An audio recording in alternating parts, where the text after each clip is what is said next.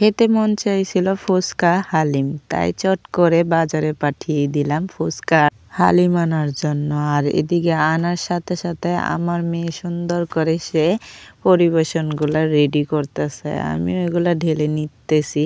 আসসালামু আলাইকুম, সবাই কেমন আছেন? আশা করি ভালো আছেন। আর আমার মতন কে কে এমন ফুচকা লাভার আছে যে আমার এই যে ফুচকা হালিম চটপটি এগুলো খুবই ভালো লাগে। আর মিষ্টি জাতীয় জিনিস তো আছেই, ওটা তো খুব প্রিয় একটা জিনিস আমার।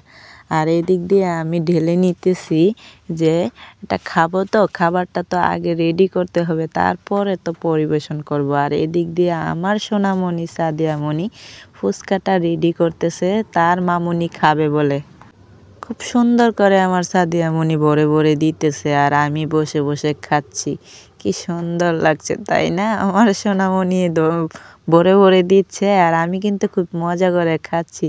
আমার সাদিয়ামণি ফুচকা খুবই কম খায়, যে কি খাবে তার ভিতরে আলু ভর্তা ডাল এগুলা কিছুই খাবে না, ফুচকাতে ওগুলা ঢেলে তারপরে খাবে।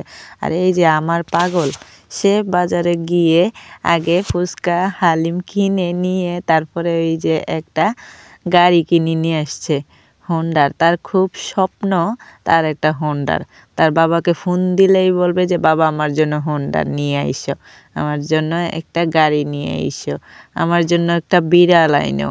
মানে অনেক বাহানা, অনেক কথা। মানে বাবা ছেলে যখন একসঙ্গে থাকে তাদের যে কত কথা জমা হয়। তামিম অনেক দুষ্টুমিও করতে পারে।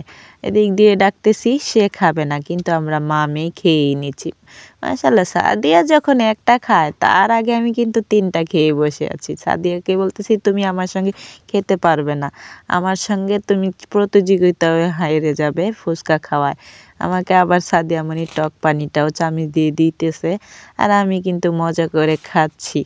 এইরকম যদি কেউ খাবারে হেল্প করে দেয় তাহলে আর কোনো কথাই নাই, মানে খেতেও ভালো লাগে।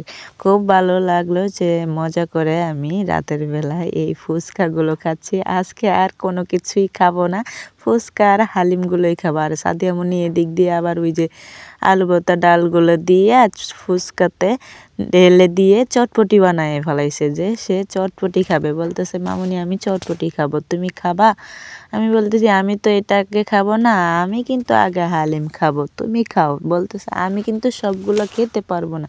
খুব মজা হয়েছে, এতগুলো কি আর আমি খেতে পারবো? আমি বলতেছি তুমি খাও, এটা তো আমি খেতে পারবো না। আমার খাওয়ার যেটা দরকার আমি সেটা খেয়ে নিয়েছি। আর মাশাল্লাহ এই যে হালিমটা খুব মজা হয়েছে, অনেকগুলা মাংস দিছে এটার ভিতরে, যতবারই খাচ্ছি মানে মাংসই মাংস। আর খুব মজা করে আমি এক এক করে সব খাবার খেয়ে নিলাম। আমি যে মজা করে খেয়েছি আবার আপনারা দেখে কিন্তু নজর লাগাবেন না, ওকে? সবাই সুস্থ থাকবেন, ভালো থাকবেন এই কামনাই করি। আর আমাদের জন্য সবাই দোয়া করবেন। আল্লাহ হাফেজ।